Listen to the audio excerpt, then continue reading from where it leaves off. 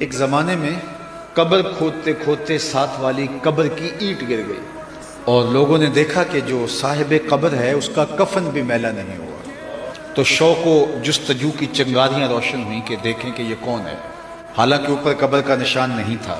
تو خیر جو تھوڑا بہت جگہ کا اندازہ تھا اس کے مطابق صاحب قبر کو ڈھونڈنے نکلے، گاؤں سے پوچھا یہ کس کی قبر ہو سکتی ہے، تو پتہ چلا کہ فلاں شخص کی قبر ہے جو آج سے اتنا عرصہ قبل فوت ہو چکا ہے، اس کی بوڑھی بیوہ ابھی موجود ہے۔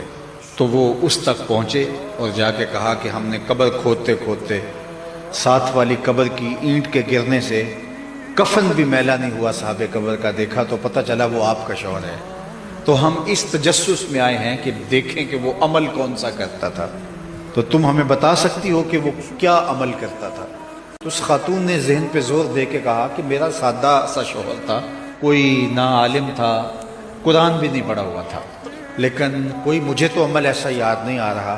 ہاں ایک عمل مجھے اس کا یاد آ گیا۔ کیا؟ کہا وہ قرآن نہیں پڑھا تھا، لیکن جب لوگ فجر کی نماز کے بعد مسجد میں قرآن کھول کے بیٹھ جاتے تو اسے بڑا دکھ ہوتا کہ کاش کہ میں بھی قرآن پڑھا ہوتا۔ تو وہ بوجھل قدموں سے گھر آتا اور اوپر طاق پہ رکھا ہوا قرآن مجید کا نسخہ اٹھاتا، اس کو کھولتا، چومتا، اس کی آنکھوں میں آنسو ہوتے اور ایک ایک سطر پہ انگلی رکھ کے کہتا مالک مجھے نہیں پتا یہ کیا لکھا ہے، جو لکھا ہے حق لکھا ہے۔ پھر دوسری سطر پہ انگلی رکھ کے کہتا مالک یہ بھی سچ لکھا ہے، یہ بھی سچ لکھا ہے۔